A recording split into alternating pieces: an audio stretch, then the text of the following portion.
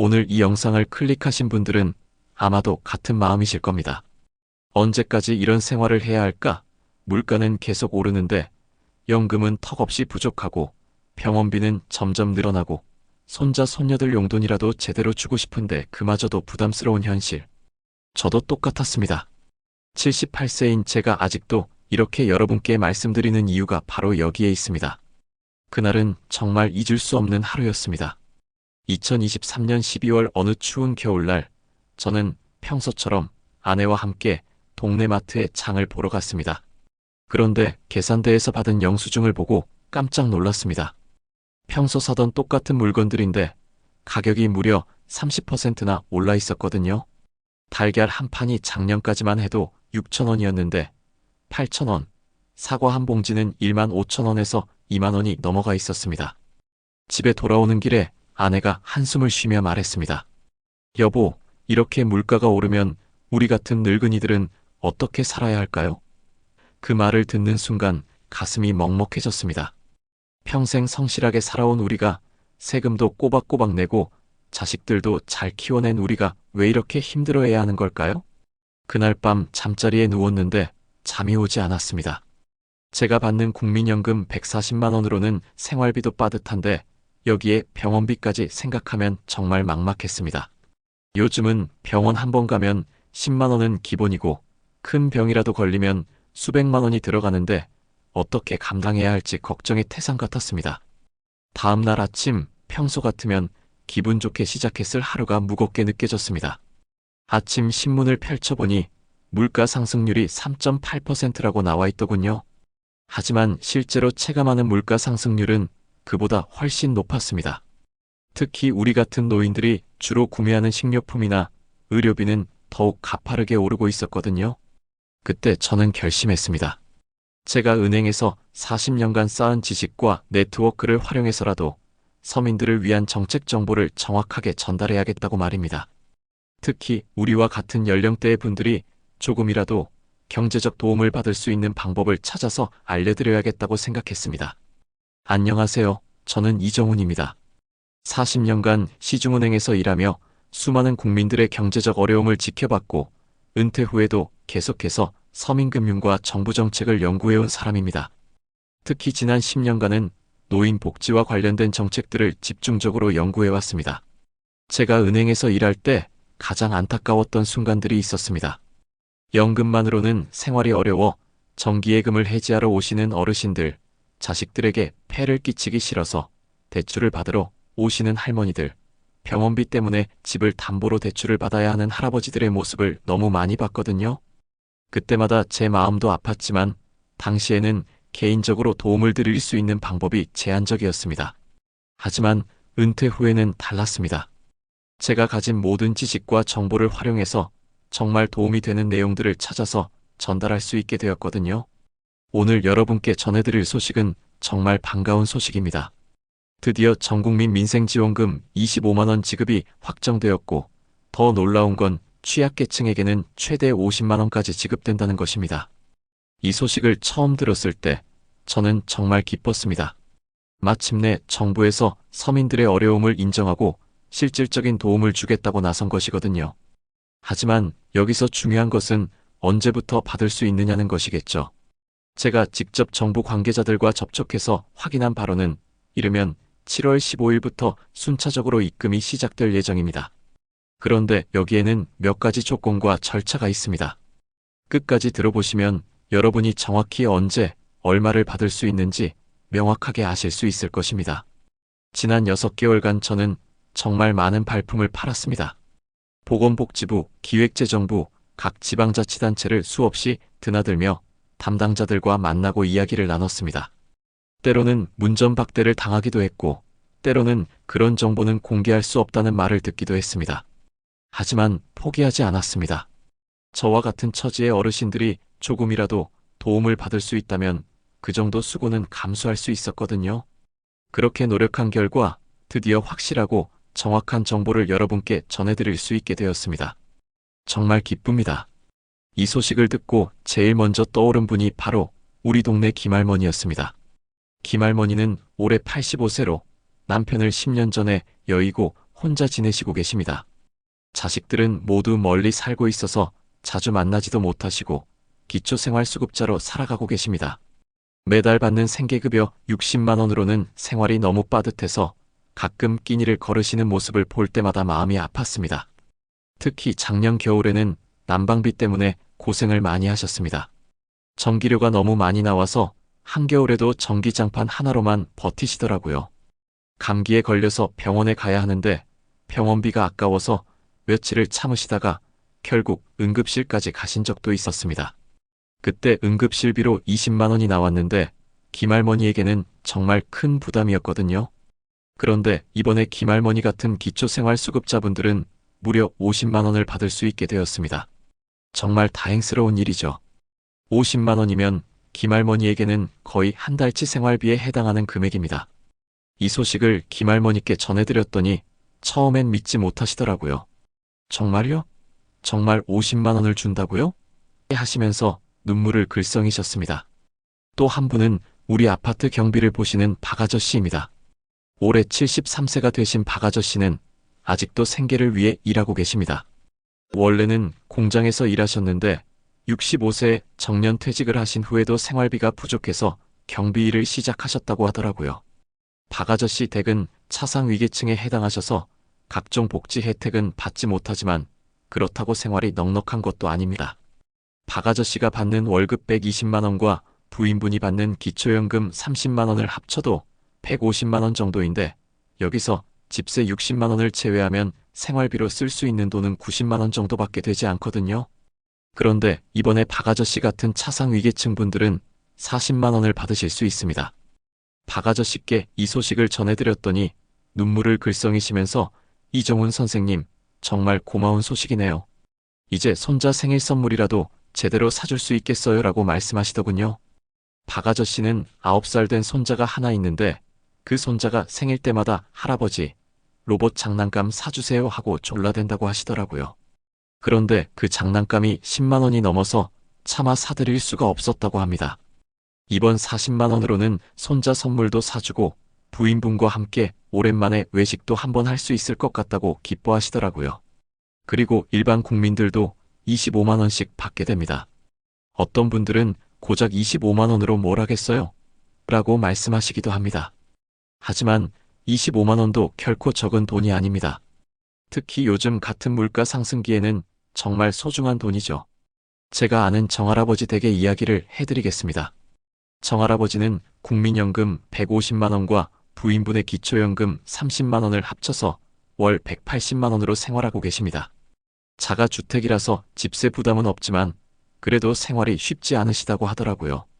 특히 요즘은 전기요금과 가스요금이 많이 올라서 공과금만 월 15만 원 정도 나온다고 하시더라고요.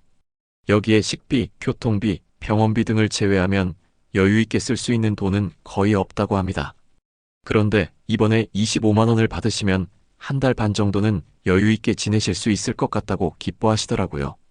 하지만 여기서 중요한 것은 정확한 지급 일정과 신청 방법을 아는 것입니다. 제가 확인한 바로는 다음과 같습니다. 첫 번째, 기초생활수급자분들은 별도 신청 없이 7월 15일부터 기존 계좌로 자동 입금됩니다. 김할머니처럼 기초생활수급자분들은 50만 원이 한 번에 들어올 예정입니다. 이미 복지 시스템에 등록되어 있기 때문에 별도로 할 일은 없습니다. 이 부분에서 중요한 것은 기초생활수급자의 범위입니다. 생계급여, 의료급여, 주거급여, 교육급여 중 하나라도 받고 계신 분들이면 모두 해당됩니다. 간혹 주거급여만 받고 계신 분들이 나는 기초생활수급자가 아니다라고 생각하시는 경우가 있는데 주거급여 수급자도 기초생활수급자에 해당됩니다. 또한 기초생활수급자 중에서도 조건부 수급자나 자활급여 대상자들도 모두 포함됩니다. 현재 자활사업에 참여하고 계신 분들, 일시적으로 근로능력이 있어서 구직활동을 하고 계신 분들도 모두 50만 원을 받으실 수 있습니다. 두 번째, 차상위계층과 한부모 가정은 7월 20일부터 입금이 시작됩니다.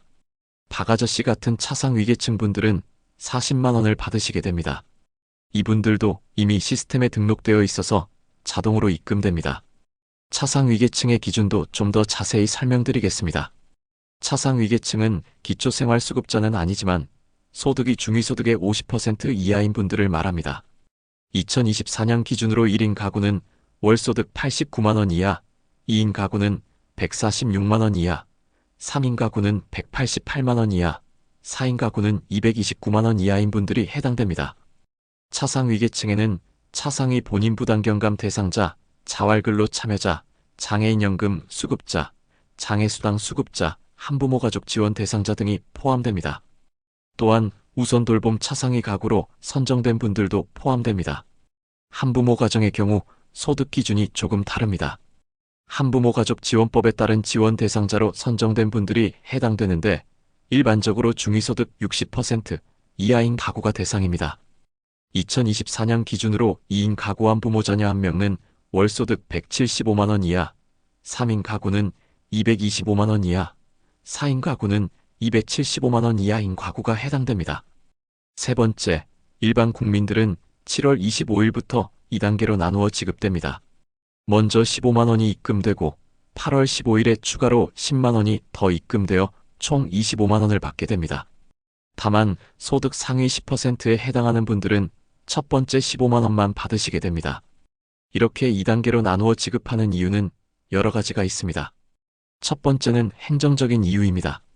전 국민에게 동시에 지급하면 시스템에 부하가 걸려서 오류가 발생할 가능성이 높거든요. 과거 재난지원금을 지급할 때도 서버가 다운되어서 많은 분들이 불편을 겪었던 경험이 있습니다. 두 번째는 정책적인 이유입니다. 15만원을 먼저 지급한 후 경제 상황을 보면서 추가 지급 여부를 결정하겠다는 의미도 있습니다. 만약 15만원 지급 후에도 경제 상황이 호전되지 않으면 추가로 더 지급할 가능성도 있다는 뜻이죠. 세 번째는 소비 진작 효과를 높이기 위함입니다. 한 번에 25만원을 지급하면 저축으로 돌아갈 가능성이 높지만 15만원과 10만원으로 나누어 지급하면 각각 소비로 이어질 가능성이 높아진다는 분석이 있습니다. 여기서 많은 분들이 궁금해하시는 것이 바로 내가 어느 그룹에 해당하는가일 것입니다. 이 부분을 정확히 설명드리겠습니다. 기초생활수급자는 현재 생계급여, 의료급여, 주거급여, 교육급여 중 하나라도 받고 계신 분들입니다. 2024년 기준으로 1인 가구는 월소득 71만원 이하, 2인 가구는 117만원 이하, 3인 가구는 150만원 이하, 4인 가구는 183만원 이하인 분들이 해당됩니다. 여기서 소득이라고 하는 것은 근로소득, 사업소득, 재산소득, 이전소득을 모두 합한 것입니다. 또한 재산도 소득으로 환산해서 계산합니다. 예를 들어 부동산이나 자동차, 예금 등도 일정 기준에 따라 소득으로 환산됩니다. 다만 기초생활수급자 선정에는 소득 외에도 부양의무자 기준이 있습니다. 자녀가 있고 그 자녀의 소득이 일정 수준 이상이면 기초생활수급자가 될 수 없습니다. 하지만 최근에는 이 부양의무자 기준이 많이 완화되어서 생계급여와 의료급여의 경우 부양의무자가 있어도 수급이 가능한 경우가 많아졌습니다. 차상위계층은 기초생활수급자는 아니지만 소득이 중위소득의 50% 이하인 분들입니다. 1인 가구 기준으로 월소득 89만원 이하, 2인 가구는 146만원 이하, 3인 가구는 188만원 이하, 4인 가구는 229만원 이하인 분들이 해당됩니다. 차상위계층 선정에는 기초생활수급자와 달리 부양의무자 기준이 적용되지 않습니다. 따라서 소득과 재산 기준만 맞으면 자녀가 있어도 차상위계층으로 선정될 수 있습니다. 소득 상위 10%는 1인 가구 기준 월소득 500만원 이상, 2인 가구는 750만원 이상, 3인 가구는 950만원 이상, 4인 가구는 1100만원 이상인 분들입니다. 이 기준은 국세청의 종합소득세 신고 자료를 바탕으로 계산됩니다. 여기서 중요한 것은 소득의 범위입니다. 근로소득, 사업소득, 부동산 임대소득, 금융소득 등이 모두 포함됩니다. 또한 부부 합산소득으로 계산되기 때문에 한 사람은 소득이 없어도 배우자의 소득이 기준을 넘으면 소득 상위 10%에 해당할 수 있습니다. 나머지 분들은 모두 일반 국민으로 분류되어 25만원을 받으시게 됩니다. 일반 국민이라고 하면 대략 전체 인구의 80% 정도가 해당됩니다. 기초생활수급자가 3%, 차상위계층이 7%, 소득 상위 10%가 10%이므로 나머지 80%가 일반 국민에 해당하는 것이죠. 자신이 어느 그룹에 해당하는지 확실하지 않으신 분들은 주민센터에 문의하시거나 복지로 홈페이지에서 확인하실 수 있습니다. 특히 차상위계층 해당 여부는 복잡한 계산이 필요하기 때문에 전문가의 도움을 받으시는 것이 좋습니다. 그런데 여기서 한 가지 더 중요한 정보가 있습니다. 이번 지원금은 현금이 아닌 지역화폐나 상품권 형태로 지급될 예정입니다. 정부는 이를 통해 소비를 진작시키고 지역 경제를 살리겠다는 의도를 가지고 있습니다. 지역화폐라는 개념이 생소하신 분들이 많으실 텐데 간단히 설명드리면 특정 지역에서만 사용할 수 있는 화폐입니다. 일반 현금과 달리 저축이 불가능하고 일정 기간 내에 사용해야 하며 해당 지역의 중소상공인에게서만 사용할 수 있습니다. 지역화폐는 각 지역별로 다른 형태로 지급됩니다. 서울의 경우 서울사랑상품권, 경기도는 경기지역화폐, 부산은 동백전, 대구는 대구사랑상품권, 인천은 인천이음카드, 광주는 광주상생카드, 대전은 대전사랑상품권, 울산은 울산페이 등으로 지급될 예정입니다. 이 지역 화폐들은 해당 지역 내 가맹점에서만 사용할 수 있고 보통 6개월에서 1년의 사용 기한이 있습니다. 또한 온라인 쇼핑몰이나 대형마트, 백화점에서는 사용이 제한되는 경우가 많습니다. 많은 분들이 현금으로 주면 안 되나? 라고 궁금해하시는데 정부 입장에서는 현금으로 주면 저축으로 돌아갈 가능성이 높아 경제 활성화 효과가 떨어진다고 판단하고 있습니다. 실제로 과거 재난지원금도 지역화폐로 지급했을 때 소비 진작 효과가 더 컸다는 분석 결과가 있습니다. 2020년 1차 재난지원금의 경우 현금으로 지급된 지역과 지역화폐로 지급된 지역을 비교 분석한 결과 지역화폐로 지급된 지역의 소비 증가율이 약 20%더 높았다는 연구 결과가 있습니다. 또한 지역화폐로 지급된 돈은 거의 100% 소비로 이어졌지만 현금으로 지급된 돈은 약 30%가 저축으로 돌아갔다고 합니다. 하지만 저는 개인적으로 이 부분에서 한 가지 아쉬운 점이 있습니다. 농촌이나 소도시에 계신 어르신들의 경우 지역화폐 사용법이 복잡할 수 있다는 점입니다. 제가 아는 시골의 한 할아버지는 스마트폰도 잘 못 쓰시는데 지역화폐 앱을 사용하라고 하면 정말 곤란하실 것 같습니다. 특히 80세 이상의 고령자분들의 경우 디지털 기기 사용이 어려우신 분들이 많습니다. 스마트폰을 가지고 계셔도 전화와 문자 정도만 사용하시는 분들이 대부분이거든요. 이런 분들에게 QR코드를 찍어서 결제하라고 하면 정말 어려우실 것 같습니다. 다행히 정부에서도 이런 문제를 인식하고 있어서 카드형 지역화폐도 함께 발행할 예정입니다. 스마트폰이 어려우신 분들은 카드를 받아서 일반 체크카드처럼 사용하시면 됩니다. 카드형 지역화폐는 기존 신용카드나 체크카드와 사용법이 동일해서 어르신들도 쉽게 사용하실 수 있습니다. 또한 각 지방자치단체에서는 지역화폐 사용법에 대한 교육도 실시할 예정입니다. 주민센터나 경로당, 복지관 등에서 어르신들을 대상으로 한 사용법 교육을 진행할 계획이라고 합니다. 자녀분들이나 주변 분들의 도움을 받으시는 것도 좋은 방법입니다. 이제 신청 방법에 대해 말씀드리겠습니다.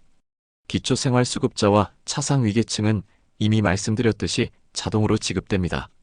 하지만 일반 국민들은 신청을 하셔야 합니다. 신청은 크게 3가지 방법이 있습니다. 첫 번째는 온라인 신청입니다. 복지로 홈페이지나 민생지원금 전용 사이트에서 신청하실 수 있습니다. 주민등록번호와 휴대폰 인증만 하면 간단하게 신청이 가능합니다.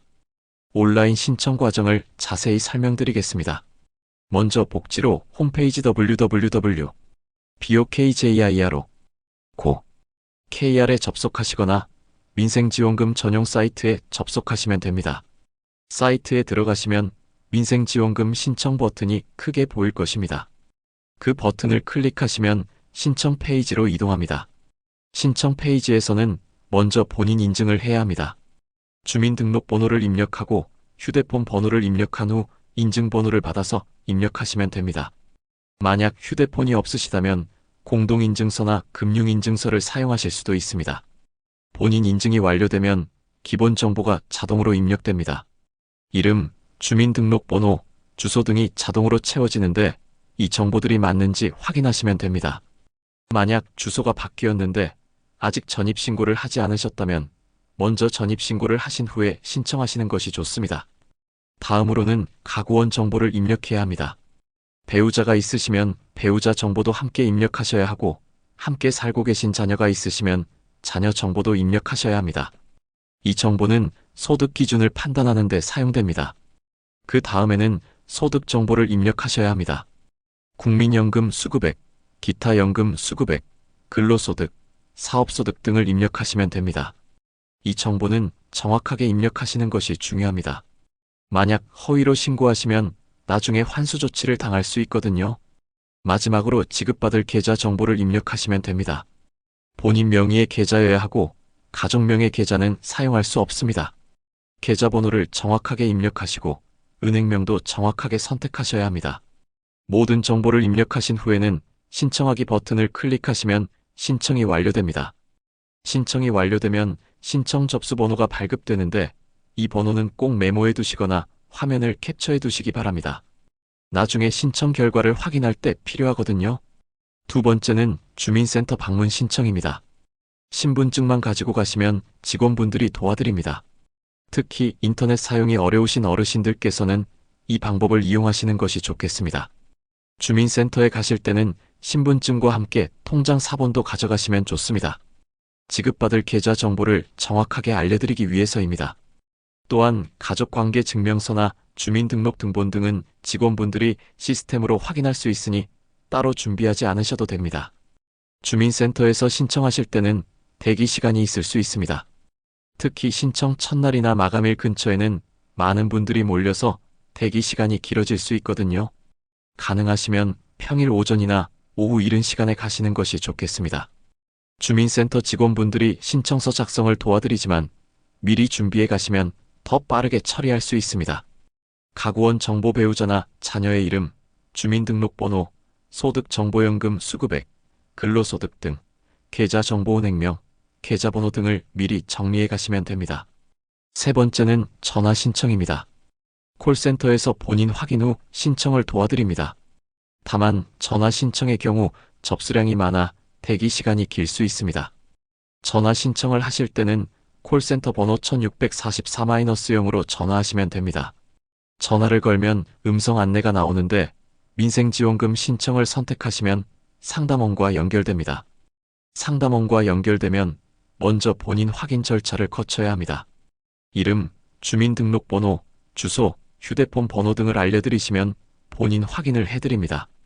본인 확인이 완료되면 가구원 정보와 소득 정보를 순서대로 알려드리시면 됩니다. 전화 신청의 경우 통화 내용이 녹음되니 정확한 정보를 알려드리시는 것이 중요합니다.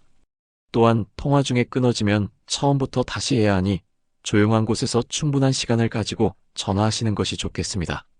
신청 기간은 7월 1일부터 시작해서 12월 31일까지입니다. 충분한 시간이 있으니 서두르지 마시고 천천히 신청하시면 됩니다.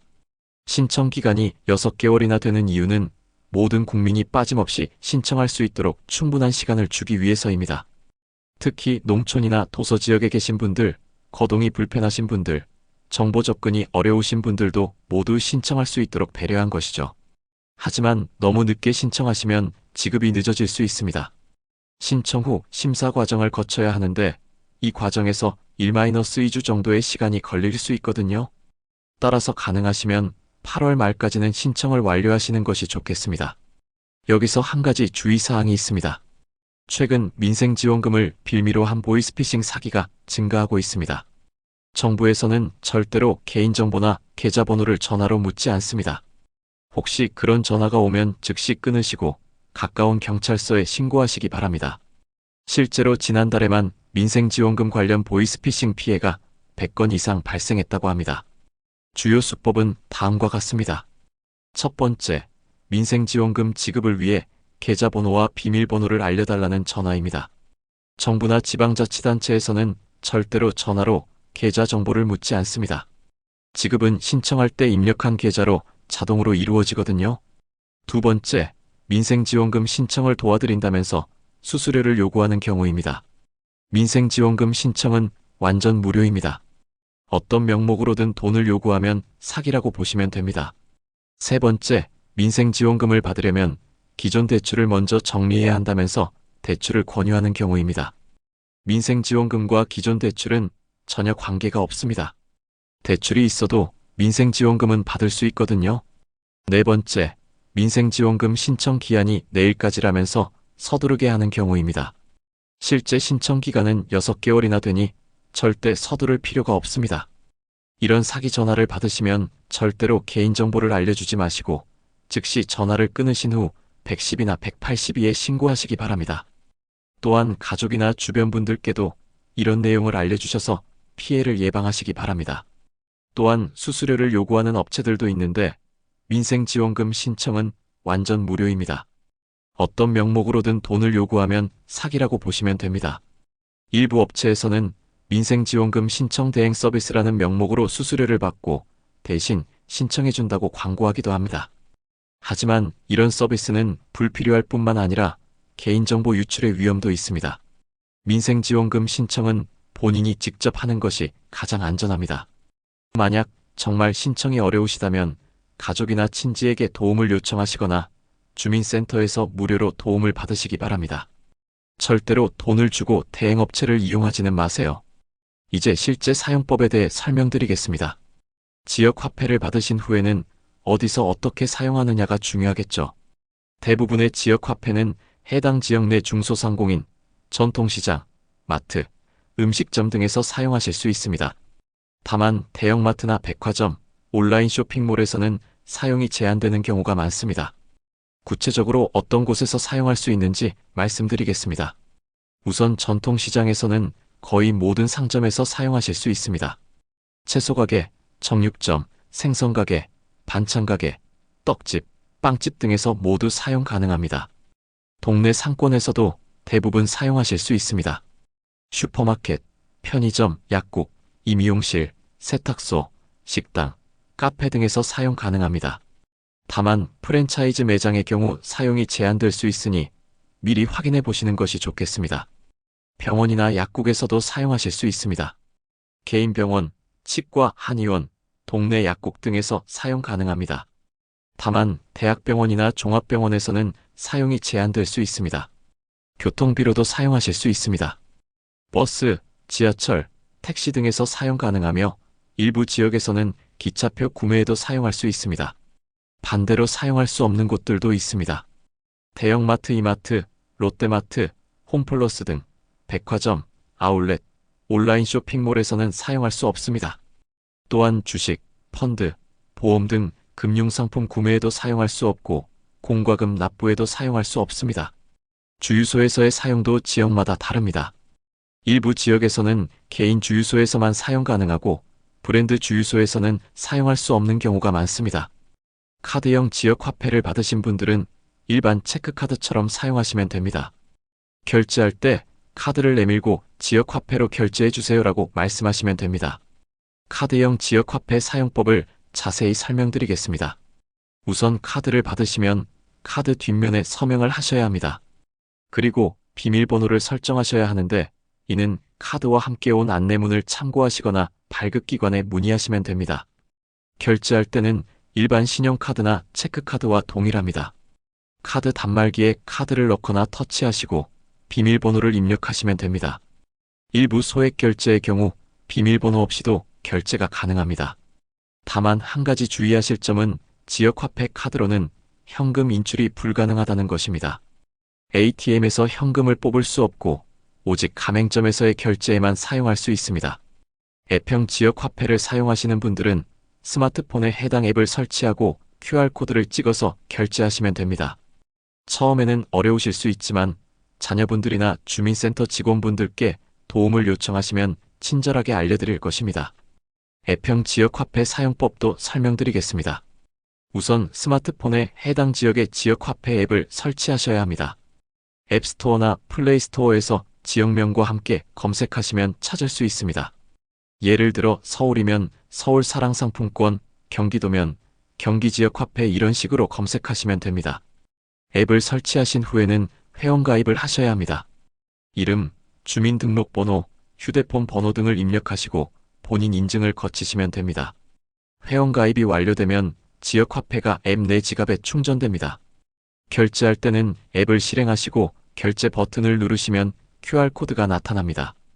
이 QR코드를 가맹점의 단말기에 찍으시거나 가맹점에서 제공하는 QR코드를 앱으로 찍으시면 됩니다. 결제 금액을 확인하시고 결제 버튼을 누르시면 결제가 완료됩니다. 처음에는 복잡해 보일 수 있지만 한두 번 사용해 보시면 금방 익숙해지실 것입니다. 주변에 젊은 분들이 계시면 처음 한두 번 도움을 요청하시는 것도 좋은 방법입니다. 사용 기한도 꼭 확인하시기 바랍니다. 대부분 6개월에서 1년의 사용 기한이 있어서 기한이 지나면 사용할 수 없게 됩니다. 받으신 후에는 가급적 빨리 사용하시는 것이 좋겠습니다. 사용 기한이 있는 이유는 지역화폐의 목적이 소비 진작에 있기 때문입니다. 만약 사용 기한이 없다면 저축과 다를 바 없게 되어 정책 효과가 떨어지겠죠. 따라서 받으신 후에는 계획을 세워서 기한 내에 모두 사용하시는 것이 중요합니다. 사용 기한을 확인하는 방법은 카드형의 경우 카드에 적혀 있고 앱형의 경우 앱 내에서 확인할 수 있습니다. 또한 사용 기한이 다가오면 문자 메시지나 앱 알림으로 안내해 드립니다. 만약 사용 기한이 얼마 남지 않았는데 아직 다 사용하지 못했다면 평소보다 조금 더 많이 장을 보시거나 가족이나 친지분들과 함께 식사를 하시는 것도 좋은 방법입니다. 그런데 여기서 많은 분들이 궁금해하시는 것이 정말 25만 원으로 충분한가? 일 것입니다. 솔직히 말씀드리면 25만 원은 만능 해결책은 아닙니다. 하지만 이번 지원금은 일회성이 아닙니다. 제가 정부 관계자들로부터 들은 바로는 올해 하반기 경제 상황을 보면서 추가 지원책을 검토할 예정이라고 합니다. 만약 물가 상승이 계속되고 서민 생활이 어려워진다면 추가 지원금이나 다른 형태의 지원책이 나올 가능성이 높습니다. 실제로 정부에서는 이번 민생지원금과 함께 여러 가지 추가 지원책을 준비하고 있습니다.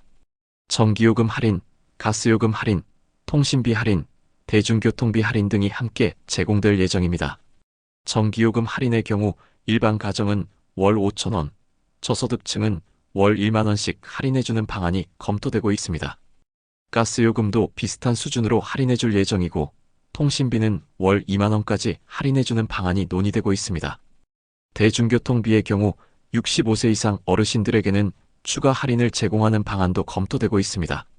현재도 경로 우대 할인이 있지만 여기에 추가로 20-30% 더 할인해주는 방안이 논의되고 있다고 합니다. 이런 모든 지원책들을 종합하면 실질적인 가계 부담 완화 효과는 25만 원보다 훨씬 클 것으로 예상됩니다. 민생지원금 25만 원의 각종 요금 할인 혜택까지 합치면 가구당 연간 100만 원 이상의 혜택을 받을 수 있을 것으로 예상됩니다. 또한 이번 지원금과 함께 여러 가지 서민 지원 정책들이 동시에 추진됩니다. 전기요금 할인, 가스요금 할인, 통신비 할인 등이 함께 제공되기 때문에 실질적인 가계 부담 완화 효과는 25만 원보다 클 것으로 예상됩니다. 저희 동네에 사시는 최할머니께서 이런 말씀을 하셨습니다. 돈에 많고 적음보다도 나라에서 우리를 챙겨준다는 마음이 고맙다고 하시더군요. 정말 그렇습니다. 이번 지원금의 의미는 단순히 25만 원을 받는 것이 아니라 어려운 시기에 정부가 국민과 함께하겠다는 의지를 보여준다는 데 있습니다. 최할머니는 82세로 혼자 사시면서 기초연금과 약간의 개인연금으로 생활하고 계십니다. 매달 받는 돈이 80만 원 정도인데 여기서 각종 공과금과 생활비를 제외하면 여유 있게 쓸 수 있는 돈은 거의 없다고 하시더군요. 그런데 이번에 25만 원을 받으시게 되면서 정말 기뻐하셨습니다. 이제 손자 생일 선물도 사주고 오랜만에 친구들과 외식도 한번 할 수 있겠어요 라고 말씀하시더군요. 25만 원이 최할머니에게는 정말 큰 도움이 되는 것이죠. 특히 기초생활수급자분들에게는 50만 원이 정말 큰 도움이 될 것입니다. 김할머니 같은 분들께는 한 달 넘게 쓸 수 있는 돈이니까요. 차상위계층 분들에게도 40만 원은 결코 적은 돈이 아닙니다. 제가 아는 기초생활수급자분 중에 이런 분이 계십니다. 87세의 송할머니인데 매달 생계급여 60만 원으로 생활하고 계시는데 정말 빠듯하게 지내고 계셨거든요. 특히 겨울철 난방비나 여름철 냉방비가 나오면 식비를 줄여야 할 정도였다고 하시더군요. 그런데 이번에 50만 원을 받으시게 되면서 이제 겨울 준비도 제대로 할 수 있고 몸에 좋은 음식도 사 먹을 수 있겠어요 라고 말씀하시더군요. 50만 원이면 송할머니에게는 거의 한 달치 생활비에 해당하는 금액이거든요. 그런데 여기서 한 가지 더 말씀드리고 싶은 것이 있습니다. 이번 지원금을 받으시면서 가게 관리에 대해서도 다시 한번 생각해 보시는 것이 좋겠습니다. 제가 은행에서 일하면서 보았던 것은 많은 어르신들이 가계부를 쓰지 않아서 돈이 어디에 얼마나 나가는지 모르시는 경우가 많다는 것이었습니다. 이번 기회에 간단한 가계부라도 써보시기를 권합니다. 가계부라고 해서 복잡한 것이 아닙니다. 작은 수첩에 매일 쓴 돈을 간단히 적어두시기만 하면 됩니다. 예를 들어 7월 1일 마이너스 마트에서 야채 구입 1만 원, 약국에서 약 구입 5천 원 이런 식으로 간단하게 적어두시면 됩니다. 매일 쓴 돈을 간단히 메모해 두시면 한 달 후에 보았을 때 어느 부분에서 돈을 절약할 수 있는지 알 수 있습니다. 특히 요즘은 카드 사용이 많아서 현금처럼 돈 나가는 것이 실감나지 않는 경우가 많거든요. 실제로 가계부를 써보시면 이런 곳에 이렇게 많은 돈을 썼구나 하고 놀라시는 경우가 많습니다. 특히 택시비나 배달음식비 같은 것들이 생각보다 많이 나가는 경우가 많거든요. 또한 이번 지역 화폐를 사용하실 때도 계획적으로 사용하시기 바랍니다. 한 번에 다 써버리시지 마시고 정말 필요한 것들 위주로 나누어서 사용하시면 더 오래, 더 알뜰하게 쓰실 수 있을 것입니다. 제가 추천드리는 것은 생필품 50%, 식료품 30%, 여가나 개인용품 20% 정도로 나누어서 사용하시는 것입니다. 물론 각자의 상황에 따라 다르겠지만 이렇게 계획을 세우고 사용하시면 더 만족스러운 결과를 얻으실 수 있을 것입니다. 예를 들어 25만 원을 받으신다면 생필품에 12만 5천 원, 식료품에 7만 5천 원, 여가나 개인용품에 5만 원 정도로 나누어 사용하시는 것이죠. 생필품으로는 화장지, 세제, 샴푸, 비누 등을 사시고 식료품으로는 쌀, 야채, 고기, 생선 등을 사시고 여가나 개인용품으로는 옷이나 신발 또는 가족들과의 외식비로 사용하시는 것입니다. 이렇게 미리 계획을 세워두시면 충동 구매를 줄일 수 있고 정말 필요한 것들을 우선적으로 구매할 수 있습니다. 또한 사용 기한이 다가왔는데 아직 돈이 많이 남아있는 상황도 피할 수 있죠. 그리고 마지막으로 한 가지 더 중요한 정보를 말씀드리겠습니다. 이번 민생지원금은 소득에 포함되지 않습니다. 즉, 내년 종합소득세 신고할 때 추가로 세금을 낼 필요가 없다는 뜻입니다. 또한 기초생활수급자분들의 경우에도 수급권에 영향을 주지 않습니다. 이 부분이 굉장히 중요한데 과거에 일부 지원금의 경우 소득으로 계산되어 나중에 세금을 더 내거나 수급권에 영향을 준 사례가 있었거든요. 하지만 이번에는 그런 걱정을 하지 않으셔도 됩니다. 예를 들어 2020년 재난지원금의 경우 일부는 소득으로 분류되어서 고소득자들이 나중에 세금을 더 내야 하는 경우가 있었습니다. 또한 기초생활수급자의 경우 지원금을 받은 달에 수급비가 줄어드는 경우도 있었고요. 하지만 이번 민생지원금은 재난지원금과 달리 세금이나 수급권과 전혀 관계없이 순수하게 지원해드리는 돈입니다. 따라서 안심하고 받으시고 또 안심하고 사용하시면 됩니다. 다만 한 가지 주의하실 점은 지원금을 받은 후 통장 잔액이 늘어나면 다른 복지급여 신청 시 재산조사에서 고려될 수 있다는 것입니다. 예를 들어 새로 차상위계층이나 기초생활수급자를 신청하실 때 통장 잔액이 심사 대상이 될 수 있거든요. 하지만 이것도 크게 걱정하실 필요는 없습니다.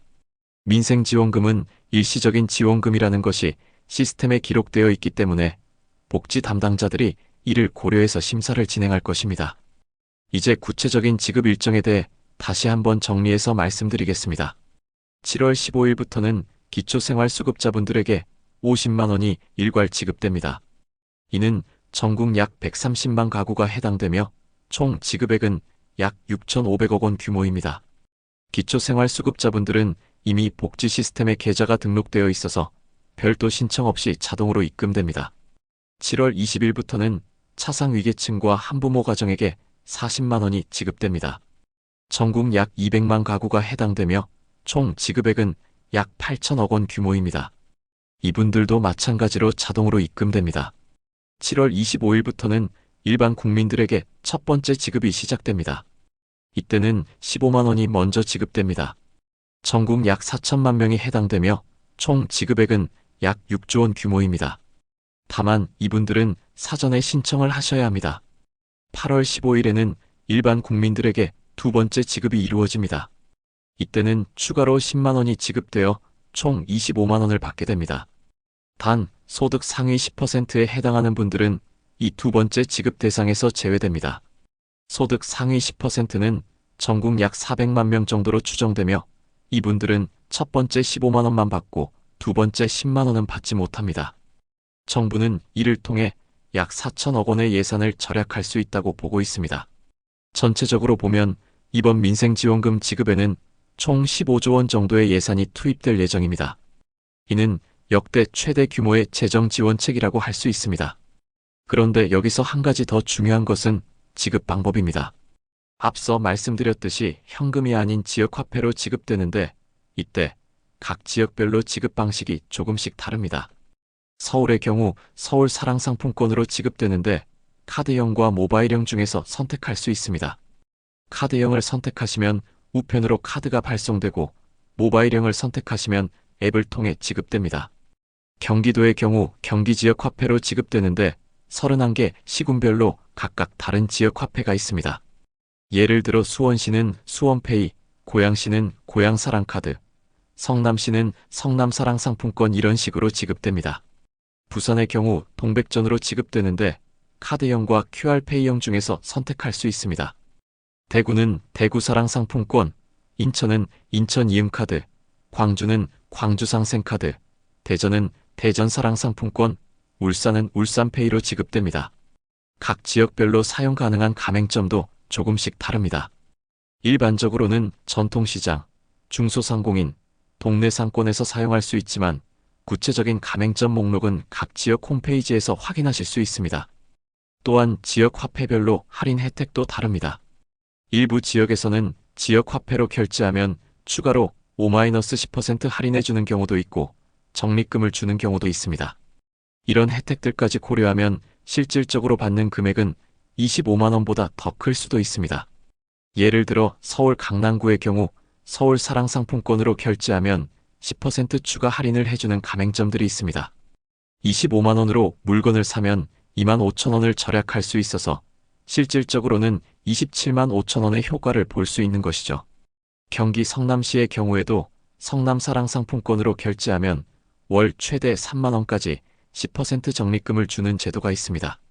따라서 25만 원을 다 사용하시면 2만 5천 원의 적립금을 받을 수 있어서 다음 달에도 계속 혜택을 받을 수 있습니다. 이런 추가 혜택들 때문에 지역화폐로 지급하는 것이 현금으로 지급하는 것보다 실질적으로 더 유리할 수 있습니다. 따라서 처음에는 불편하게 느껴지실 수도 있지만 사용해 보시면 오히려 더 만족스러우실 것입니다.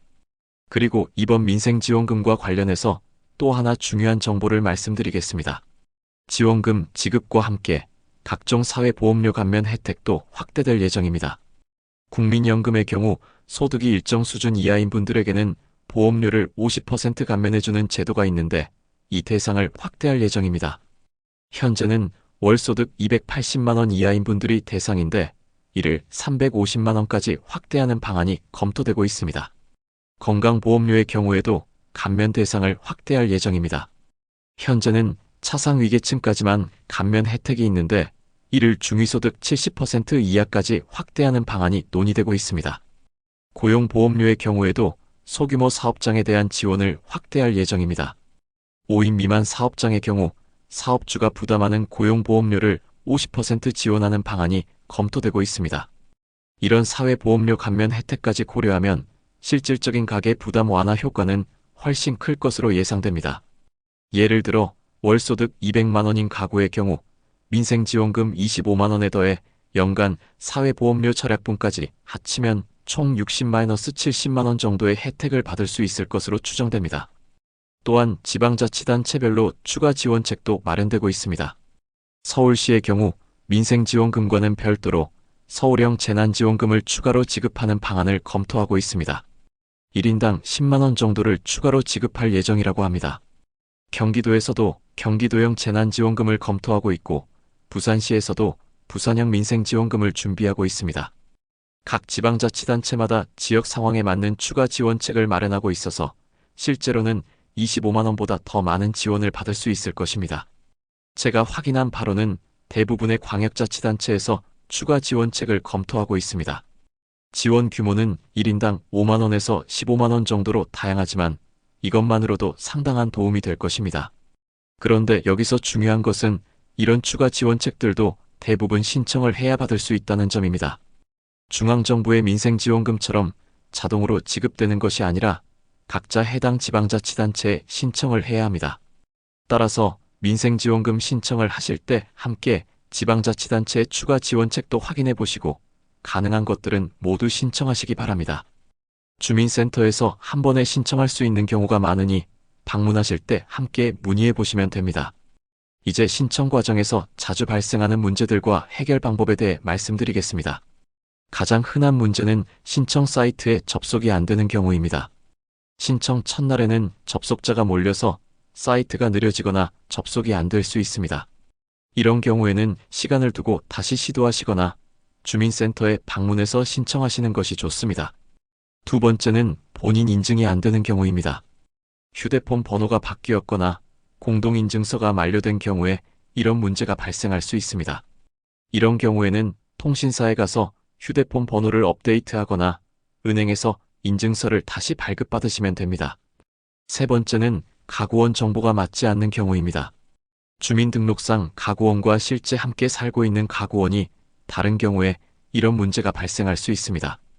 이런 경우에는 주민센터에서 상담을 받으시는 것이 좋습니다. 네 번째는 소득정보 입력이 어려운 경우입니다. 여러 곳에서 소득이 있거나 소득의 종류가 복잡한 경우에 어떻게 입력해야 할지 모르는 경우가 있습니다. 이런 경우에도 주민센터에서 도움을 받으시면 됩니다. 다섯 번째는 계좌 정보가 맞지 않는 경우입니다. 계좌번호를 잘못 입력하거나 휴면 계좌인 경우에 문제가 발생할 수 있습니다. 신청 전에 계좌가 정상적으로 사용 가능한지 확인해 보시기 바랍니다. 이런 문제들이 발생했을 때는 당황하지 마시고 주민센터나 콜센터에 문의하시면 됩니다. 전문 상담원들이 친절하게 도움을 드릴 것입니다. 또한 신청 후에도 몇 가지 확인해야 할 사항들이 있습니다. 첫 번째는 신청 결과 확인입니다. 신청 후 3-5일 정도 지나면 심사 결과를 확인할 수 있습니다. 신청할 때 받은 접수번호로 홈페이지에서 확인하거나 문자 메시지로 결과를 받을 수 있습니다. 두 번째는 지급 일정 확인입니다. 신청이 승인되면 지급 예정일을 알려드립니다. 대부분 신청 승인 후 일주일 이내에 지급되지만 신청자가 많은 경우 조금 더 걸릴 수 있습니다. 세 번째는 지역화폐 수령 방법 확인입니다. 카드형을 신청하신 경우 우편으로 발송되는데 배송기간이 3-5일 정도 걸릴 수 있습니다. 모바일형을 신청하신 경우에는 앱을 통해 즉시 사용할 수 있습니다. 네 번째는 사용 방법 숙지입니다. 지역 화폐를 받으신 후에는 사용 방법을 미리 익혀두시는 것이 좋습니다. 특히 앱형의 경우 처음에는 사용법이 복잡할 수 있으니 연습해 보시기 바랍니다. 이제 몇 가지 실제 사례를 통해 민생지원금이 어떤 도움이 되는지 말씀드리겠습니다. 첫 번째 사례는 앞서 말씀드린 김할머니입니다.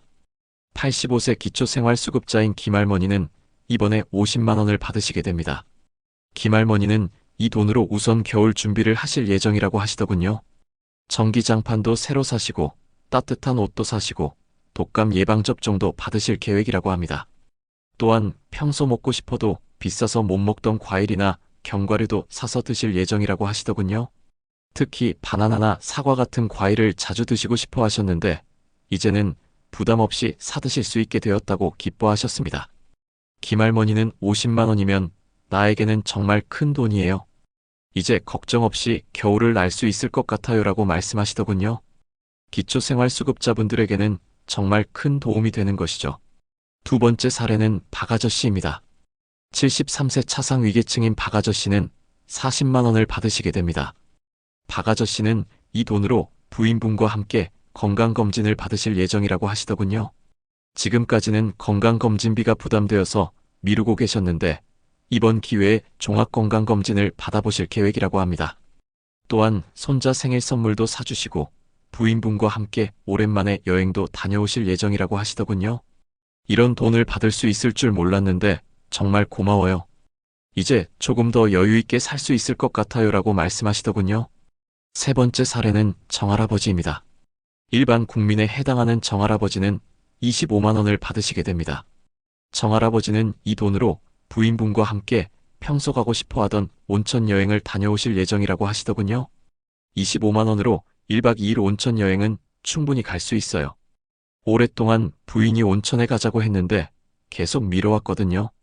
이번 기회에 꼭 다녀와야겠어요라고 말씀하시더군요. 또한 평소 무릎이 아프셔서 물리치료를 받고 싶어 하셨는데 이번에 받은 돈으로 한 달 정도 물리치료를 받아보실 계획이라고 하시더군요. 네 번째 사례는 이웃에 사시는 최할머니입니다. 82세인 최할머니는 기초연금과 개인연금으로 생활하고 계시는데 일반 국민에 해당해서 25만 원을 받으시게 됩니다. 최할머니는 이 돈으로 평소 하고 싶어 하던 효도 여행을 계획하고 계십니다. 멀리 살고 있는 자녀들을 만나러 가실 예정이라고 하시더군요. 기차표도 사고 선물도 사가고 함께 식사도 하고 25만 원이면 충분할 것 같아요라고 말씀하시더군요. 이처럼 25만 원이 비록 큰 돈은 아니지만 어르신들에게는 평소 하고 싶었지만 부담되어서 못했던 일들을 할 수 있게 해주는 소중한 돈입니다. 그런데 여기서 중요한 것은 이런 개별적인 효과뿐만 아니라 전체적인 경제 효과도 크다는 점입니다. 전체 민생지원금 15조 원이 모두 소비로 이어진다면 GDP를 약 0.8% 정도 끌어올릴 수 있을 것으로 추정됩니다. 이는 경제 성장률을 1%포인트 가까이 높이는 효과라고 할 수 있습니다. 또한 지역 경제에 미치는 효과도 클 것으로 예상됩니다. 지역 화폐로 지급되기 때문에 대부분의 돈이 지역 내 중소상공인들에게 흘러들어갈 것이고 이는 지역 경제 활성화에 큰 도움이 될 것입니다. 실제로 과거 재난지원금이 지역 경제에 미친 효과를 분석해보면 지역 화폐로 지급된 지역의 소상공인 매출이 평균 20-30% 증가한 것으로 나타났습니다. 이번에도 비슷한 효과를 기대할 수 있을 것입니다. 특히 전통시장이나 동네 상권에 미치는 효과가 클 것으로 예상됩니다. 평소 대형마트에서 장을 보던 분들도 지역화폐 때문에 전통시장을 이용하게 될 가능성이 높거든요. 제가 아는 전통시장 상인분은 재난지원금 때도 그랬지만 지역화폐가 지급되면 매출이 확실히 늘어나요. 평소 안 오던 젊은 손님들도 많이 와요라고 말씀하시더군요. 이처럼 민생지원금은 개인에게 도움이 될 뿐만 아니라 지역 경제 전체에도 큰 도움이 되는 정책입니다. 마지막으로 몇 가지 주의사항을 말씀드리고 마무리하겠습니다. 첫 번째, 민생지원금 관련 사기에 주의하시기 바랍니다. 앞서도 말씀드렸지만 정부에서는 절대로 전화로 개인정보를 묻지 않습니다. 또한 수수료를 요구하지도 않습니다. 이런 전화가 오면 즉시 끊으시고 신고하시기 바랍니다. 두 번째, 신청 시 정확한 정보를 입력하시기 바랍니다. 허위 정보를 입력하면 나중에 지원금을 환수당할 수 있고 심한 경우 법적 처벌을 받을 수도 있습니다. 세 번째, 지역화폐 사용 기한을 꼭 확인하시기 바랍니다. 기한이 지나면 사용할 수 없게 되니 미리미리 계획을 세워서 사용하시기 바랍니다. 네 번째, 지역화폐는 타인에게 양도하거나 현금으로 바꿀 수 없습니다. 혹시 그런 제안을 받으시더라도 절대 응하지 마시기 바랍니다. 다섯 번째, 신청 후에는 연락처가 바뀌면 반드시 신고하시기 바랍니다. 연락이 안 되면 지급이 지연될 수 있습니다. 지금까지 민생지원금에 대한 모든 정보를 상세히 말씀드렸습니다. 정리하자면 다음과 같습니다. 기초생활수급자는 50만 원을 7월 15일부터 자동 입금받습니다. 차상위계층은 40만 원을 7월 20일부터 자동 입금받습니다. 일반 국민은 25만 원을 7월 25일부터 2차례에 나누어 받되 신청을 하셔야 합니다. 소득 상위 10%는 15만 원만 받습니다.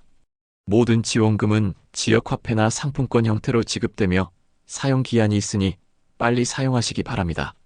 신청은 7월 1일부터 가능하며 온라인, 주민센터 방문, 전화 등 3가지 방법이 있습니다. 제가 40년간 금융 현장에서 일하면서 느낀 것은 작은 돈이라도 제때 받고 계획적으로 사용하면 큰 도움이 된다는 것입니다. 이번 25만 원도 마찬가지입니다.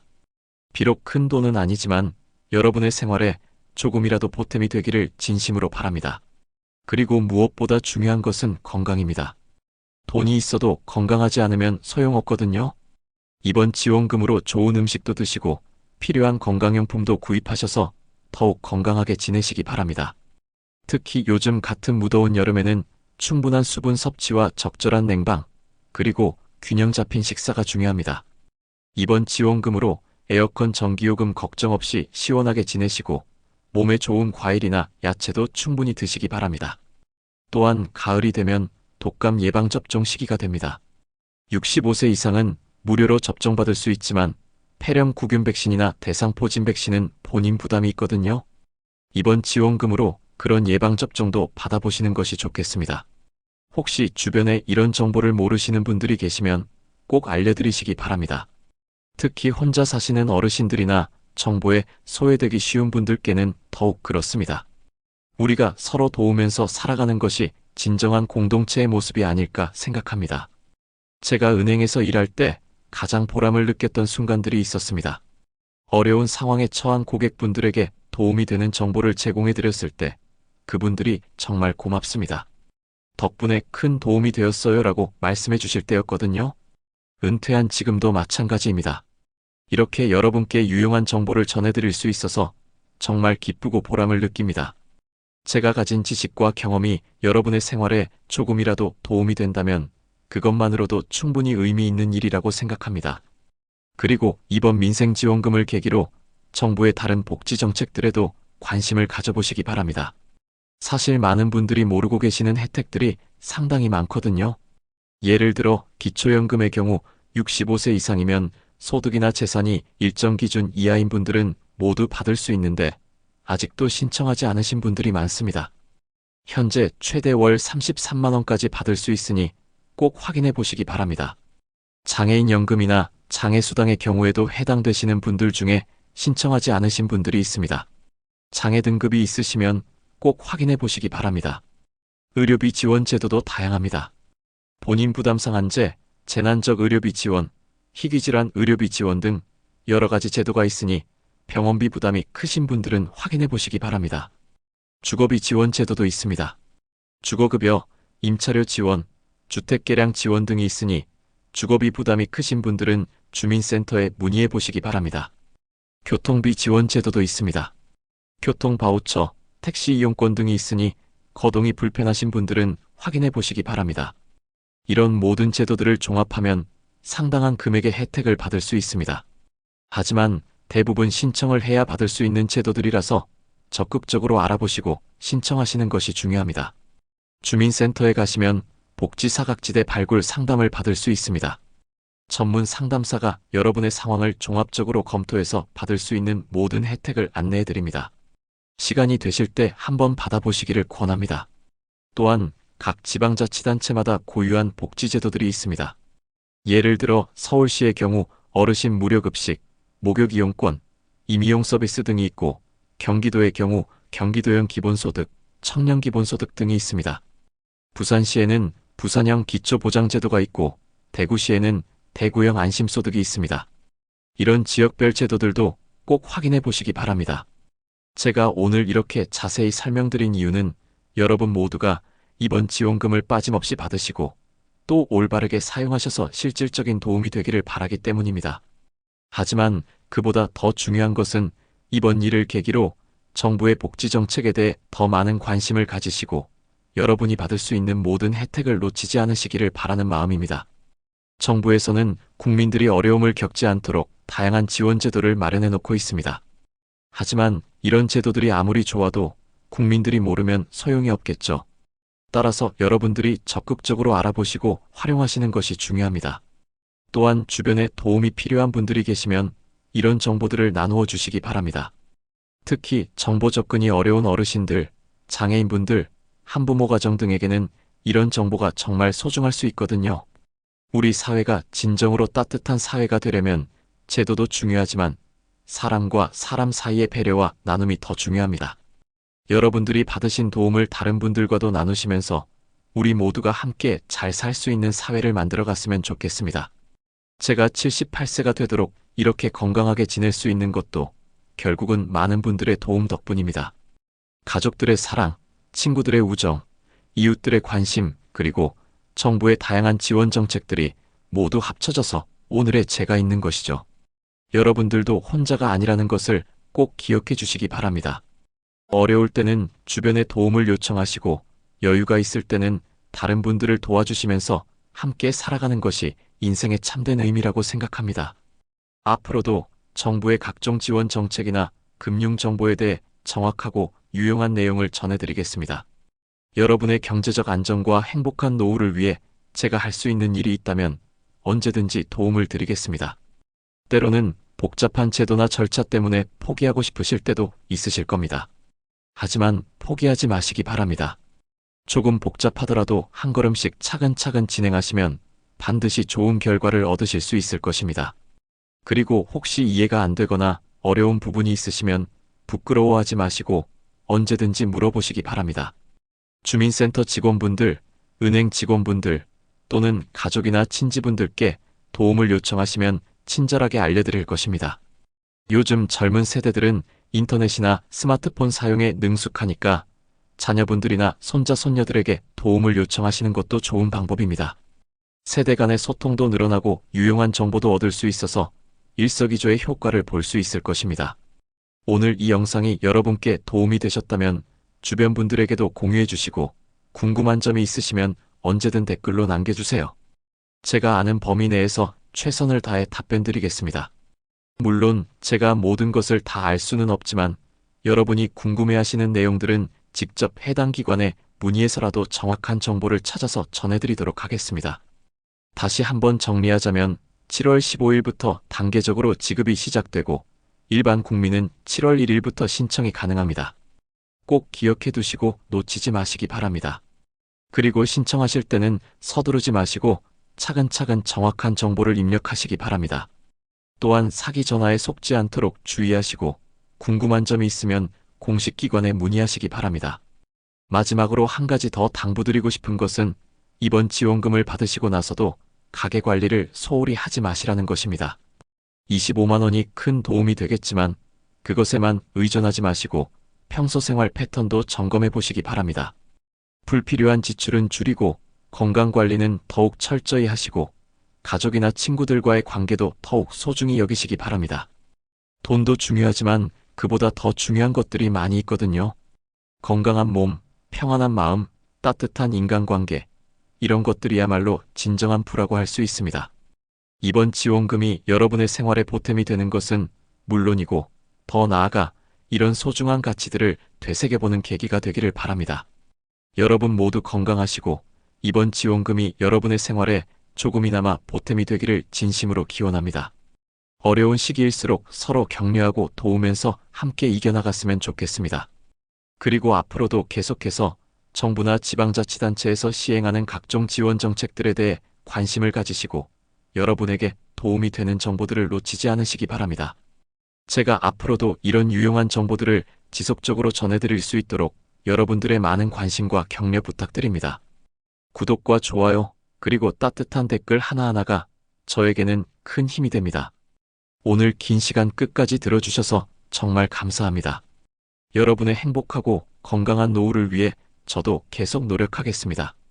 다음에 또 유용한 정보로 찾아뵙겠습니다. 감사합니다.